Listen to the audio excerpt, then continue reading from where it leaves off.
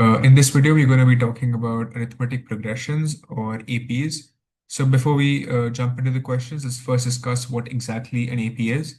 So an AP is a sequence of numbers, like let's say 3, 6, 9, 12, 15, so on, let's say till 27. Okay. Now this is an AP. Okay. Why is it an AP? How do we identify that it's an AP? So as you can see, there's a pattern. These are the tables of three, right? What makes something an AP is that if you subtract one number from an adjacent number, you always get a constant. So if I do 6 minus 3, I get 3.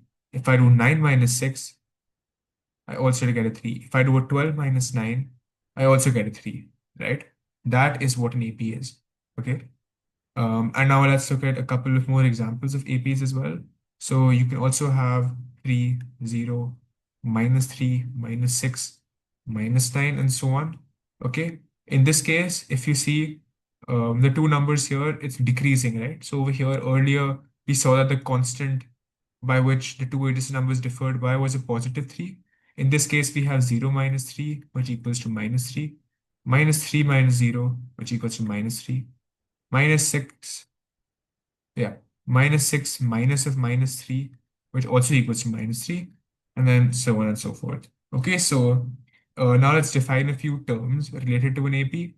So as you said before, that they differ by a constant number, and that constant number which the two adjacent terms of an AP differ by, that is called the common difference of an AP. So in this case, your common difference, which is denoted by D, is a positive 3. In this case, your common difference, or D, is a negative 3. Now, a simple way to just verify whether an AP has a positive common difference or a negative common difference is to just see the first few terms and see if the AP is decreasing or increasing. If the AP is increasing, you can just subtract the numbers in any order and take the absolute value of that. It's like over here, I can see that the two terms are differ by 3, and since it's decreasing, I just know it's -3. Over here, I see two terms that differ by 3, and since the AP is increasing, the D is positive 3. Okay. Uh, now what about the common difference? The common difference, D, can be 0, it can be 1, it can be any number, okay? It can be any integer. D can be any integer. So like even a sequence like 2, comma 2, comma 2, comma 2, and so on, even that is an AP, all right? With the common difference of 0. Okay. So now that we've gotten this out of the place, let's discuss some important terms and some formulae. Okay, so the first one, which is important, is we had to write the general term of an AP. So let's take a different example of an AP this time, something like 3, 5, 7, 9, 11, 13, 15, 17. Let's say that we've got an AP like this. Okay, now let's write down some of like what these some terms related to the APs. All right. So A denotes the first term. Okay. And in this case, it's equal to 3, right? First term is 3, and it's denoted by an A. As I told you before, D, which is the common difference, is difference between the two terms is 2, and since the AP is increasing, positive 2. Okay. Now, there's another thing which we have to talk about, and that's a number of terms. Okay. In this case, number of terms, you got 1, 2, 3, 4, 5, 6, 7, 8. So your N, or number of terms, is equal to 4, 5, 6, 1, 2, 3, 4, 5, 6, 7, 8, right? Yeah. Okay. Now that we've gotten that, now let's discuss what the general term of an AP is. So for instance, if I ask you, tell me if the first term of an AP is 3, its common difference is 2, and what is its fifth term? Okay. And that is given by a formula, which is pretty intuitive. Okay. And that formula is A of n.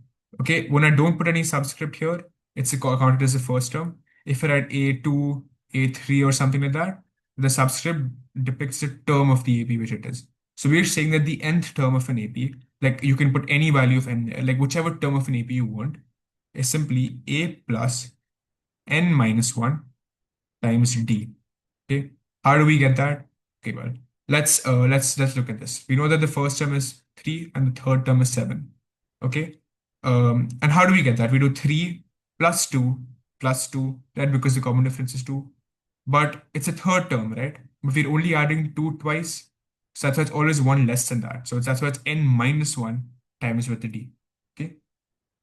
Irrespective of whether it's intuitive or not, this is something which you have to memorize because every little question is going to have this involved in some way or the other. A of n equals to a plus n minus 1 times d. Okay. Now, another thing that often arises is they often ask you to tell you the last term of an AP. Okay, this is from the beginning of a sequence, right? You put A, you put N, you put the value of D, and you get it. Okay. Okay, so before we move on to that, let's like do a couple of practice questions to see exactly what this means. So I'm going to give an AP, let's say 7, um, 12, 17, 22 are the first terms of an AP, okay? And this AP extends, okay? And we've been asked to find the seventh term of the AP. Okay.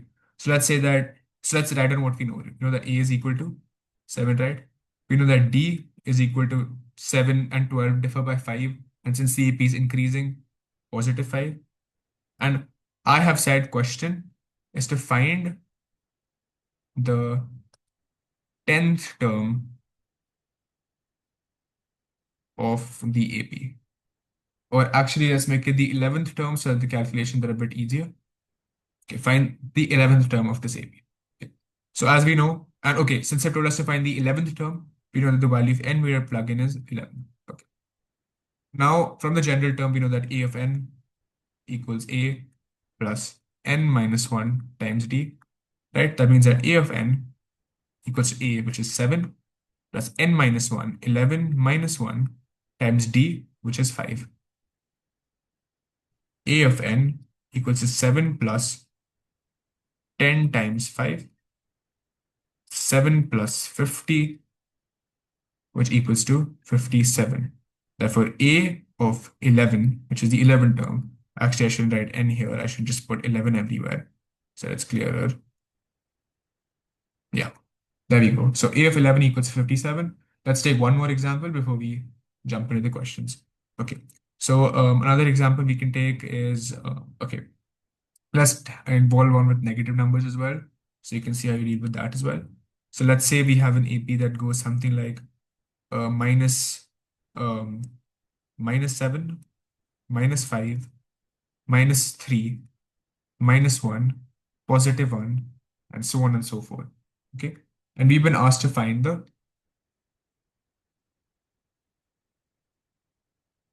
21st term of this AP. Okay. So how will we do this? So again, let's start on what we know. We know that A is equal to -7. Okay, now D over here, let's try to understand how the D works. So -7 and -5, as you can like think about it, two adjacent terms that differ by 2 units. And if you see whether the AP is increasing or decreasing, you will notice that it's going from positive to negative. It's going from negative to positive. So that means that the AP is increasing, right? So that means your common difference is positive too. If you do not want to do it this way, the formal method to do this is uh, to simply take the number on the right and do -5 and then subtract it minus and then do it from the number on the left. So you get -5 plus 7 is equals to 2, right? That's the formal way to do it, but I often found that visualizing it was pretty good. So yeah, there we go. So now that we got that, now we know that we're to find the 21st term. So we know n equals to 21. And now we can use the formula A of n equals A plus n minus 1 times with d. That means that A of 21 equals to -7 plus 21 minus 1 times +2. -7 plus 21 minus 1 is 20 times 2, which is 40. And 40 minus 7 is 33. Right. Now that we've seen a couple of questions where we're to find the 21st term of an AP or the seventh term of an AP, now we look at a question where we've been given the nth term of an AP and we have to find something related to that. Okay. So let's say that A given an AP, okay, we know that A of n is equal to, let's say, something like 33. Okay. And we've been told that A equals to 3. Okay. And we have been asked to find, and we've been told that the common difference, D, is also equal to 3. Okay. We've been asked to find the number of terms.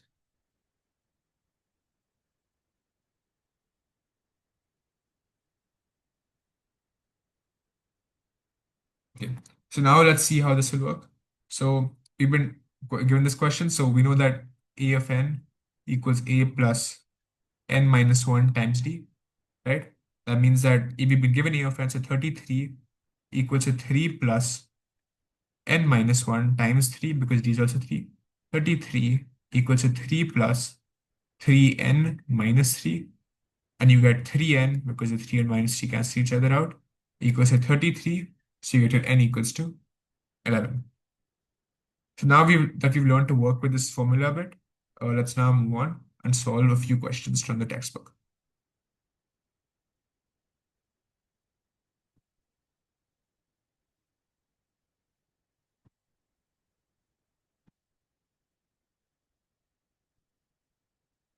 There we go. That's the first question. Okay, this is what I was talking about earlier. So up till now, we've dealt with a lot of questions asking us to find the nth term of an AP. Now let's deal with one question which is asking us to find the nth term from the end of an AP. So now there are two ways to solve this. In the book, you will see that there's a formula given to find the nth term from the end of an AP. Honestly, I have never learned that formula because I find it really long, really complicated, and all of that. And there's a much simpler, much more intuitive way to approach this. And let's look at that first. So before we look at what I'm talking about, so we've been asked to find the 11th term from the end. Okay. So let's just look at an AP. We already looked at an AP, let's say one of the ones we've already seen before. Maybe this AP here. 3, 6, 9, 12, 15, something like that. 3, 6, 9, 12, 15. Now what if I flip this and I make this 15, 12, 9, 6, 3. Okay. Let's see what changes. Okay. First term changes. Number of terms remain the same, obviously, because I'm just flipping it around. But the interesting thing is what happens to the D, value of D. Over here, your D is equal to 3. Over here, your D is equal to minus 3, right? And that's what we use to solve this question, okay? So what we think is the 11th term from the end of an AP will be the 11th term from the beginning of the AP, which is flipped. For instance, the second term from the end of the AP, second term from the end of the AP of this AP is 12, right? Which is the second term from the beginning of the AP, which is flipped. Third term from the end of an AP, right, is the third term from the beginning of the AP, which is flipped, right? Now we don't have to deal with any of the end terms. So now we can just approach it in this mannerism. So let me erase all this. Let's look at the question now. So, uh, what information have we been given? We have been given that the first term is 10, right? But we have to flip the AP. So what does that make our first term? Our first term is now equal to minus 62.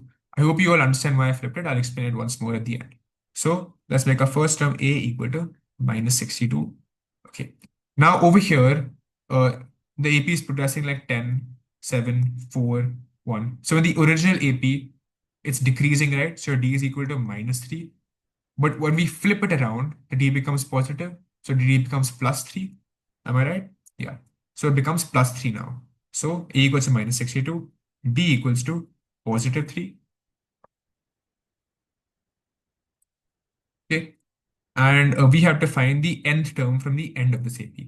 And what term is the nth term? It's the 11th term. So we know that n is equal to 11. Now we can just simply use the same formula which we've been using all this time. A of n equals to A plus n minus 1 times D.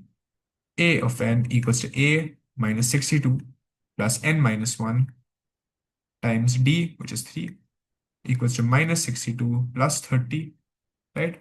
Which is minus 32. Let me just re-explain why we flip the AP around. So if you have an AP, I gave the example of 3, 6, 9, 12, 15. And then if I flip it, 15, 12, 9, 6, 3, I told you that if you've been asked to find the second term from the end of an AP, if you flip the AP around, that's the second term from the beginning, right? And when you flip an AP around, the only thing that changes is the value of the common difference. The D becomes from positive 3 in this case, becomes negative 3 in this case. That's exactly what we did here. The original D was negative 3, we made it positive 3. The original first term was 10, we made it the last term, which is minus 62, and then we found the 11th term. Let's now move on to the next question.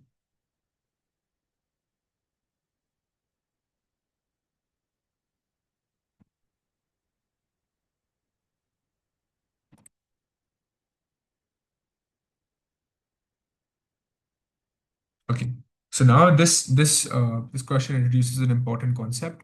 So, okay, before I do the question, I just want to explain that concept it introduces.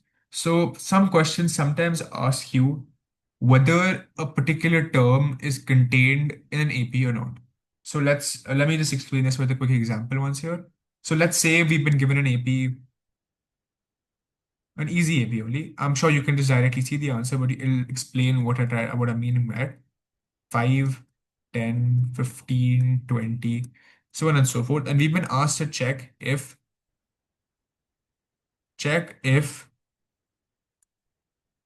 37 is a term of this AP. Now, as you can see, this AP is just a tables of 5. So you all know that 37 is not a term. But then it could be a more complex AP, like for example, the one that's given here. So over here, how do we verify whether a term is part of an AP or not? So the formal method to do this is what I'll just show you now. So they have told us that 37, we're going to check for 37, right? So that means that some A of some N has to equal to 37, right? And we've been told that A is equal to 5 and D is also equal to 5. We've been given this information. So now we'll check it. So now we can just use the formula A of n equals A plus n minus 1 times for D. That means that 37 equals to 5 plus n minus 1 is just 4. D is 5. For 4 times 5 is 20.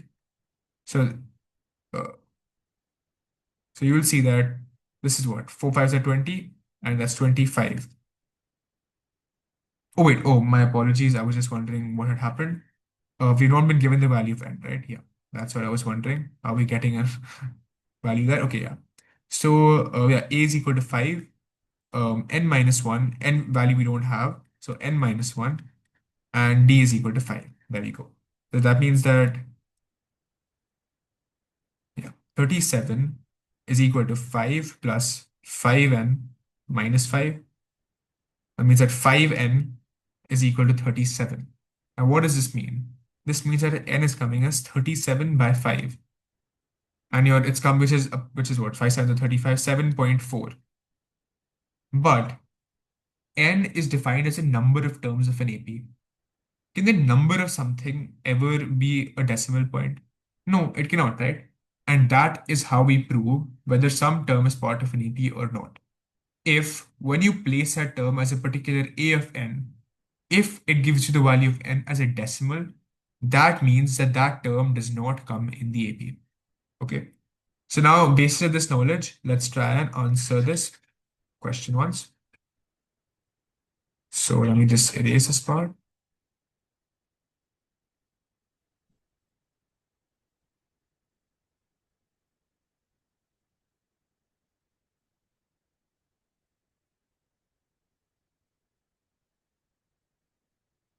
Yeah, okay. So now let's solve this question. First part of the question is pretty straightforward. Which term of this AP is minus 81? Okay, so we've been told that A of n equals to minus 81, and we're told that A is equal to 21, and D is equal to difference is 3, and the AP is decreasing, so it's minus 3. Okay, and now we can simply just use the formula of A of n equals A plus n minus 1 times D. So A of n is minus 81, which equals to A, which is 21, plus n minus 1 times D is minus 3. That equals to 21 minus 3n plus 3, right? So minus 81 is equal to 24 minus 3n. And if you transpose the size, you get 3n is equal to 105, and you get here n is equal to 37, which is our answer for the first part. Okay, this was pretty straightforward. I'm sure you all already knew this part, which is why I went quickly through it. Now they've asked us also, is any term of this AP zero? Okay, let's check that now, based on the method I taught you. Is any term of this AP zero? Okay, so we've been told that we know that A is, let me just copy down the information once more. A is equal to 3. And what else do we know? Sorry, A is equal to 21 and D is equal to 3. Minus 3. A is equal to 21. E is equal to minus 3. Right? A equals 21 and D equals to minus 3. And to check if 0 is a term, let's form the thing. So we know that A of n is 0. We'll check if this 0 is true, right? That means that A of n equals A plus n minus 1 times d. I'm writing this formula again and again so that it becomes ingrained in your memory. 0 equals to 21 plus n minus 1 times minus 3 equals to 21 minus 3n plus 3. Therefore, 3n equals to 24 and your n equals to 8. In this case, we did not get a decimal point, which is why this proves the fact that n belongs to integers, that 0 is a term. If n equal to 8.3 or 7.5 or something like that, then it would not be an AP. Okay. I hope you guys will understood this question. It's a pretty straightforward concept. Yeah. Let's move on to the next question. Now, these are type of questions you are likely to see in your exam papers. Okay. This question says that an AP consists of 50 terms, of which the third term is 12 and the last term is 106. Okay, so now we're heading into the general format of an AP question. Often you have to solve a simultaneous linear equation, which means that you have two equations with two unknown quantities and you need to solve for them both. Okay, so let's see what this question is asking us. That's why whenever you see an AP question, just think of forming two equations. Okay, so let's see what two equations they want us to form here. So an AP consists of 50 terms, of which a third term is 12. Okay, they've told us that A of 3 equals to 12. And the last term is 106. And they told us it's 50 term sets. That means that A of 50 equals to 106. Right? There are our two equations. Okay, that's all it is. So now we know that A of 3 can be simplified as A plus 2D, right? Because A plus n minus 1 times D and A of 3 minus 1 is 2. So A plus 2D is equal to 12. And A plus 49D equals to 106. I hope everyone understood that, right? 3 minus 1, 2. 2 times D is 2D plus A plus 2D. 50 minus 1, 49. A plus 49D, 106. Those are our two equations. Now eliminate A because you can simply subtract. So if you subtract,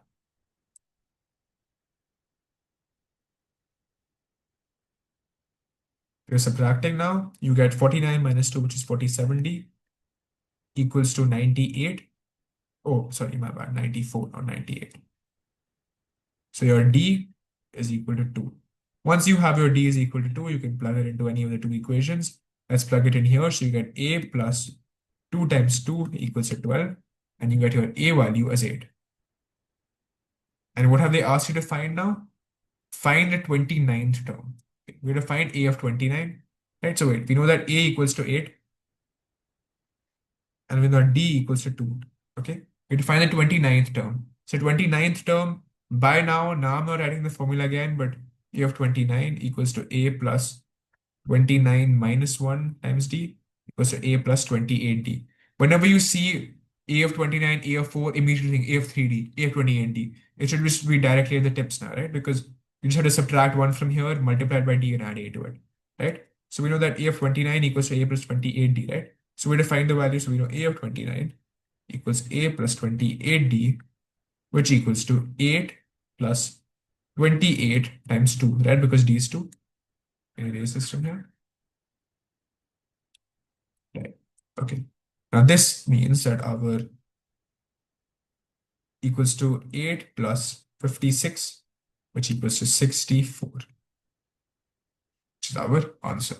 Let me just quickly explain what we did. We've been given two pieces of information. Third term is 12, last term is 106. Using the general term formula, we formed two equations with two unknowns, A and D, solved for both the unknowns, and then found the 29th term. This is a simpler question, but this is the question that's likely to come as a three marker because you solved a couple of equations, but this is not at all challenging. The next question is slightly more tricky. And if the school wants to make a tougher paper, they would probably put a question at this level. So the sum of the fifth and the ninth terms of an AP is 30. If its 25th term is 3 times its eighth term, find the AP. So what is this question saying? The question is saying that, again, it's giving us pieces of information. Let's write down this information. Sum of the fifth and the ninth term of an AP is 30. A of 5 plus A of 9 equals to 30. First piece of information, right? You can write this as information piece number one. Second information, its 25th term is 3 times its eighth term. 25th term, A of 25 equals to 3 times A of 8. There we go. Again, two unknowns, two equations, we can solve them both. So again, let's simplify one now. So what is one? A of 5, A of 5, A plus 40, again, should be at the tips. So it's A plus 40. A of 9, A plus 80. Once again, A of 5 equals A plus n minus 1 times D equals to A plus 5 minus 1 times D equals to A plus 4D. I'm showing it for if some people have not gotten a grasp of it yet, so that you can quickly understand what I'm doing and why I'm writing it immediately as A plus 4D. Because in an exam situation, they tell you the fifth term, you shouldn't sit and say fifth term A of 5 equals to A plus 4D. Fifth term, A plus 4D. Okay, you don't have enough time to do all of that. This has been told to be equal to 30. So that means that's what? 2A plus 12D equals to 30. There we go. Now let's simplify a second one. So A of 25 equals to 3 times A of 8. A of 25, again, A plus 24D. I hope everyone got that. 3 times A of 8 is A plus 7D. That means that A plus 24D equals to 3A plus 21D. If I take the A's on this side and the D's on this side, we get 2A is equal to 3D, right? And that means that our, so that's our equation number two. Okay. We've gotten both our equations now, and now let's write them both down. So first equation is 2A plus 12D, 30, 2A minus 3D equals to 0, right? Now, if we subtract the two equations,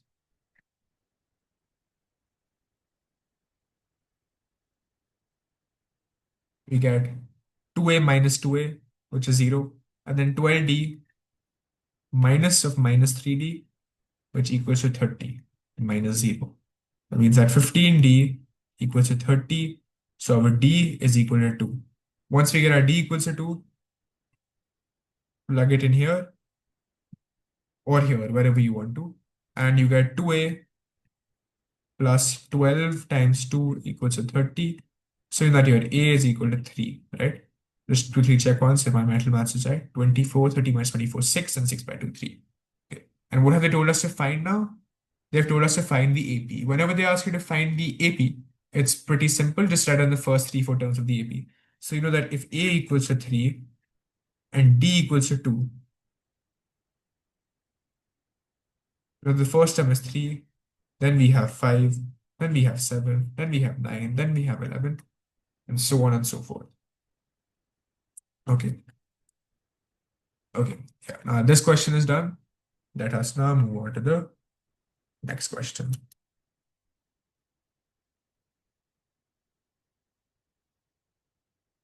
This also deals with an important concept. Let me paste the question here. Which term of this AP is the first negative term? So I've uploaded the linear inequalities video a while back. Hope you've all seen it. And this question is based on linear inequalities. We define an inequality here. First negative term. What is a negative term? A term that has a value of less than zero. So let's define that term as A of n. Okay. We know that A of n has to be less than zero. Okay. This is what we're going to form our equation. This is our inequality. Okay. Let's have an inequality. Let's write this as number one.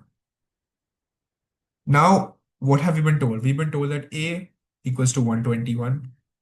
D, if you see 121 minus 117 is 4, but since the AP is decreasing, it becomes minus 4, right? So now from the general term, A of n is equal to A plus n minus 1 times with D equals to 121 plus n minus 1 times minus 4, which equals to 121 minus 4n plus 4, which equals to 125 minus 4n, A of n, right? And we have with the inequality from 1, A of n is less than 0. We now substitute, therefore, 125 minus 4n is less than 0. That means that 4n is greater than 125, and your n is greater than 125 by 4.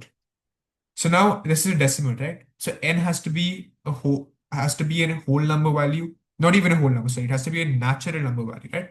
Because n can only start from 1. You can't have an n equals to 0 anywhere. Okay? This can also be an MCQ, okay? Can the number of terms ever be 0? No, n has to always be 1 or greater. So let's see what 125 by 4 is. If we divide it, 4 threes are 12, 0, 5 for 1s are 4, 5 minus 4 is 1, 0.0. Around 31.3. So n is greater than 31.333 recurring. Now that we've gotten this, that means that n has to be greater than 31.3. So that means that the first possible value for it, for n is first possible, right? Because it's at the first negative term. So the first natural number greater than 31.33, therefore n is equal to 32. Am I right? Let's just verify this once. So if I put n equals to 32 over here, that means that 125 minus 4 times 32, if I write this, what is I getting? 32 times 4 is,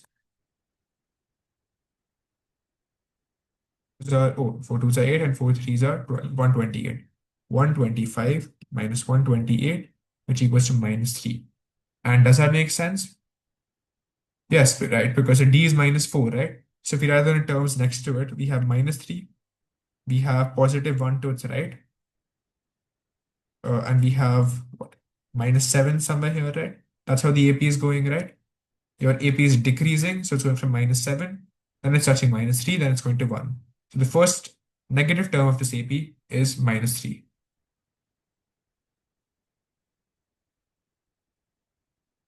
Okay, wait, I think I have written the order wrong. It is not, it's actually going, it's actually going from 1, then it's going to minus 3, and then it's going to minus 7. Okay, that makes more sense now, right? Yeah. So we can see that minus 3 is the first negative term, right? And that is the 32nd term. So therefore, we can write 32nd term is the first negative term. Okay. I hope you guys have understood that. Let me just break down what we've done once more. First negative term, so that means that A of that n has to be less than 0. A is 121, B is minus 4. We formed an inequality 125 minus 4n is equal to A of n, right? And that 125 minus 4n has to be lesser than 0. We found that the first possible value of n is 32, and we substituted that in, and we got 32nd term as the correct answer. This is done. Let's move on to the next question.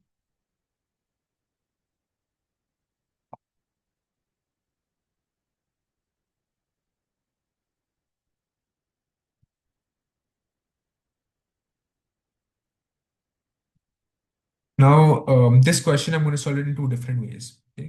In the textbook, in class, everywhere you'll be taught it in a better way. And yes, that way is better. It is much faster. But at the same time, I believe it's very important to solve a question how it comes to your mind first. Okay. Just to show that a question can be solved in any way as long as it's intuitively and factually correct.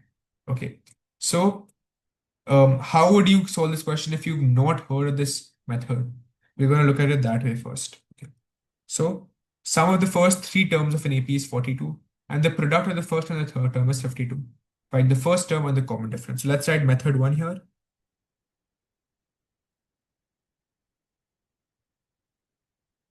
Right. Method one. This is, I'm going to approach this problem like you would. Okay, like you're reading it right now and thinking of what you would do. I have told you that an AP is in the form of a first term A, then we have a second term A plus D, right? Because you're adding a common difference. Then you're having a second term which is A plus 2D, right? First term A, second term A plus D, because second term 2 minus 1, 1. Third term 3 minus 1, 2, so A plus 2D, right? So if we take an AP like this, these are the first three terms of an AP, right? It's telling us the sum of the first three terms of an AP is 42. So if I add these three terms up, A plus D plus A plus 2D, telling us this is equal to 42. Telling us that 3A plus 3D equals to 42. And if we divide this entire equation by 3, you get A plus D equals to 14, right? 42 by 3 is 14, and you can just divide it by 3. Right? So you get A plus D equals to 14. Equation 1. Then they said that the product of the first term and the third terms is 52. Product of the first term and the third term is 52. Our first term is A, third term is A plus 2D is equal to 52, right? If you open these brackets up, you get A square plus 2AD is equal to 52. Okay. Now we know that A plus D is equal to 14, right? So we could just replace A, you could write A as A equals to 14 minus D, right? From 1, A is equal to 14 minus D, right? So now if I substitute A as 14 minus D, so you have 14 minus D whole squared plus 2 times 14 minus D times D is equal to 52. So what does this give us? This gives us 196 plus D square minus 28D. I'm just opening the brackets here, plus 28D minus 2D square is equal to 52. I hope all of you understand how I've done this. 2 times D, 2D, 2D times 14 is 28D, and 2D times minus D is minus 2D square. And now if we simplify this, you will see that your, yes, you'll see that minus 28D plus 28D, what happens to them? They get cancelled. So what are you left with? You're left with D square minus 2D square, which is minus D square, plus 196 equals to 52. And if you transpose it, you get D square equals to 196 minus 52. So you get here D square equals to 144. Now, in such a case, D can be equal to plus minus 12. That means that D can attain a positive value and a negative value. So now let's say the two cases, right? Because if D is plus 12, the value of A will be different. If D is minus 12, the value of A will be different. So case 1, D equals to positive 12. Case 2, when D is equal to negative 12. And we know that A is equal to 14 minus D, right? We know that here A equals to 14 minus D. So A equals to 14 minus D, therefore A equals to 14 minus 12, and it equals to 2. So case 2, D is equal to minus 12, minus 12. So that means that A is equal to 14 minus D equals to 14 minus of minus 12 and equals to 26. They've asked us to find what? Find the first term and the common difference. We found the first term A, first term, which is A equals to 2, and common difference D. Okay, we found two values to the first one, right? We found 2 and 26, so 2 or 26, and D, or common difference, equals to If it's equal to 2, then the D is 12 or minus 12. So actually, these are pairs here. It's 2 or 12 or 26 and minus 12, right? So that's our solution. Okay. Now let's copy paste this question and solve it in a more efficient way.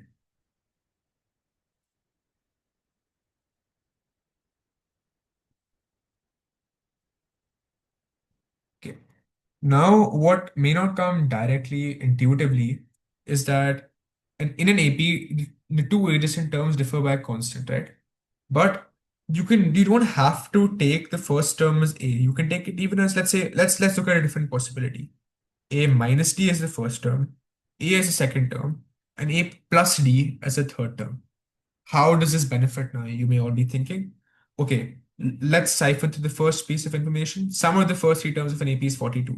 That means that A minus D plus A plus D is equal to 42. What do you notice? D and D gets crossed out, so you get 3A equals to 42, and you get A equals to 14 directly. You don't have to even solve any simultaneous linear equation. What does it do? It makes your job simpler. Now, let's look at the second piece of information. Product of the first term and the third term is 52.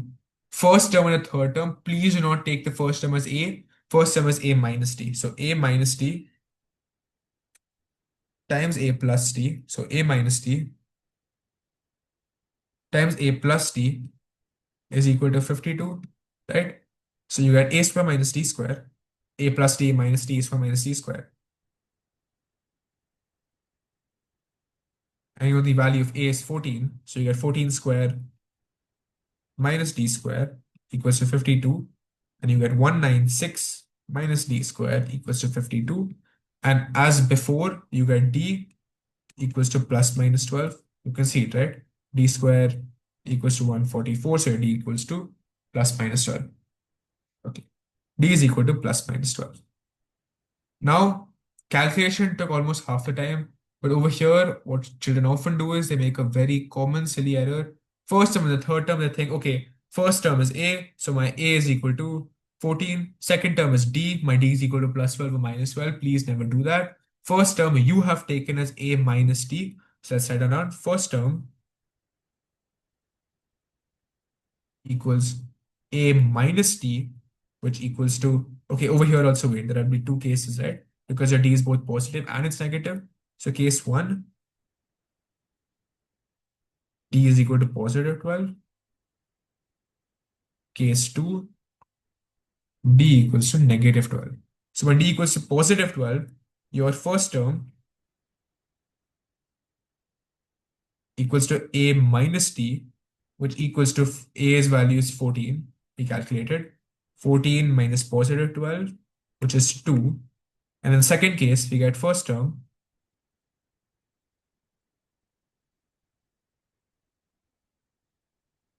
minus 12 equals to 26. As you can see, the answers are consistent. If D equals 12, first term, notice I'm not adding A because our first term is A minus D.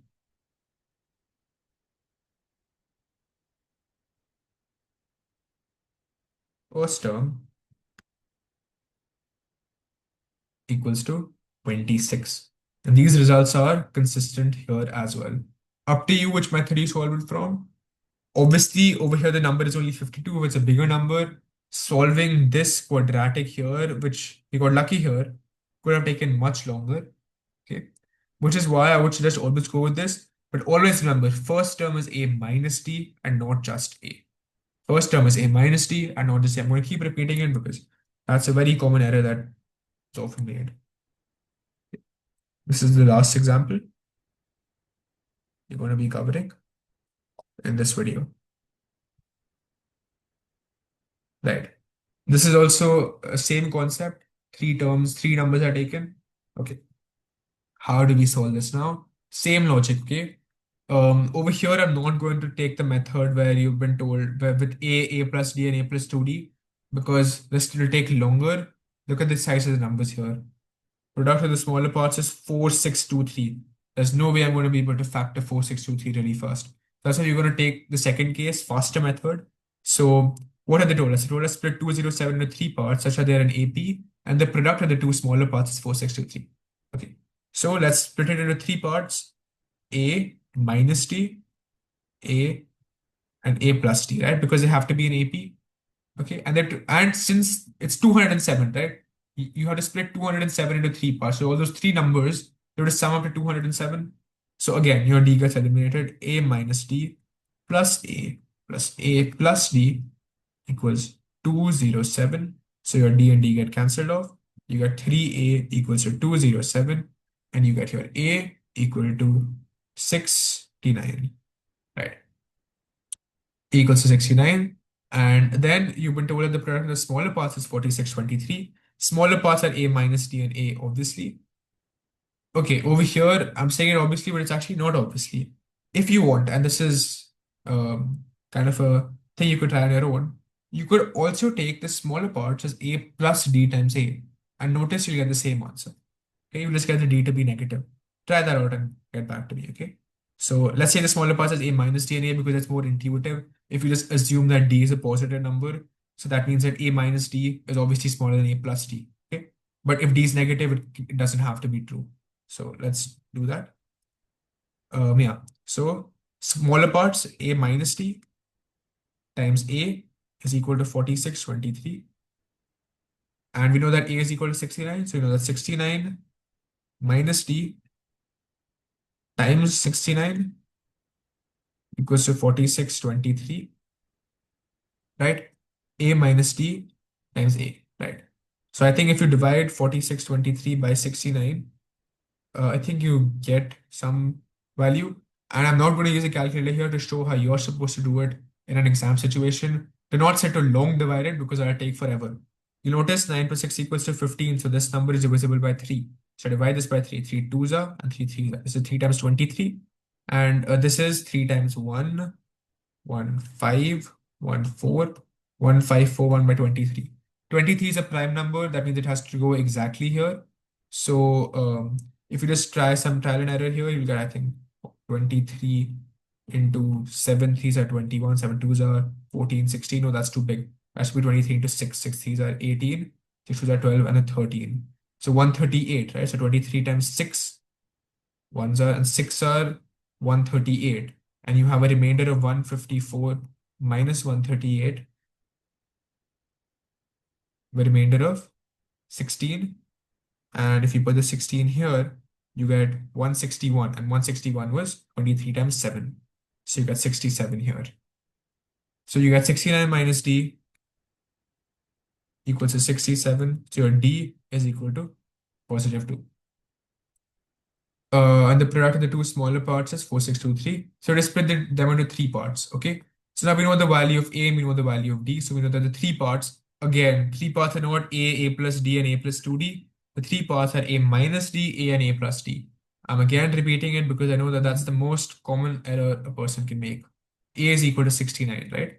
So the three parts are 69 minus 2, comma 69, comma 69 plus 2. So that's what? 67, 69, and 71. No. I know, not really required. This is an interesting thing in maths. So I just want to show you something, okay? I told you that smaller parts product is 4623, right? And all of us automatically assume that A minus D is smaller than A plus D. But does that have to be true? No, it doesn't, right? If your D is negative, then your A minus D will be bigger than A plus D, right? So now let's just quickly do it that way. Okay, let's assume that the two smaller parts are A and A plus D. So then what happens? We're saying that A times A plus D is in fact equal to, what was the number? 4623. So you have 69 times 69 plus D equal to 4623. And we can cut 69 from here. And over here, what had we gotten? We gotten 71, right? No, sorry, 67. Yeah, 67. So over here, if you see 69 plus D equals 67, and you get D equals to minus 2, right? So when D is negative, right? So this is just a way of showing that maths works.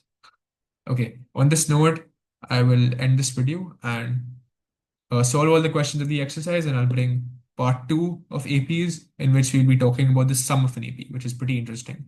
Thank you.